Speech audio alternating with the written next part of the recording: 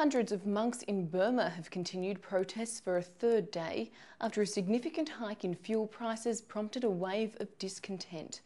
The rare display of public disobedience has been captured on tape, with Burmese police and armed forces seen beating the protesters. Scavenging for food on the sullen streets of Rangoon. The hunger is growing here. So is the shame. 4 decades of military misrule have wrecked a bountiful country. But the years of silence and fear may be coming to an end. To protest here is to risk jail and torture. But today and for the past month, people across Burma have dared to challenge one of the world's most repressive regimes. The latest demonstrations are being led by Buddhist monks, a powerful force in a devout nation. Some onlookers applaud, but for now most people are still too scared to join in. We've come here undercover to see if that fear is fading, if Burma is on the brink of revolution. Things are very, very tense here right now. There's a massive security crackdown underway. The authorities determined to stamp out these protests before they get out of hand. We have to assume we're being watched, and certainly anyone we contact is in serious danger. Poverty is the catalyst for change here. More than a third of young children are malnourished. Last month, the cost of petrol was doubled without warning, and so the first rallies began. But look at the reaction. Plain-clothed police and hired thugs weigh in.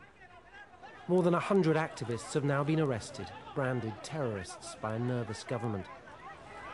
This footage has not been broadcast before. I spoke to a man who was there when it happened. The thugs kicked and punched the marchers, he said. A few bystanders shouted, "This isn't fair," but there are informers everywhere. People are afraid to talk. One of the protest leaders is this woman, Neela Tain. Her husband has already been arrested, but she escaped and is now in hiding. At home, her baby daughter is under heavy police guard. These pictures were smuggled out to us. The police are using my baby like bait, she says.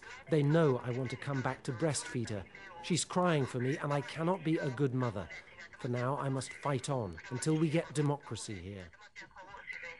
But is that a real prospect? One veteran activist dared to talk openly. We're not sure if his house is under surveillance, but so far so good. People are scared, but if the government is not willing to compromise with us, I mean with the politicians or with the people itself, then there's no other options. And but revolution? I'm afraid so. I'm afraid so. But compromise is still a possibility here. The key lies with Burma's monks. I went to meet some in secret.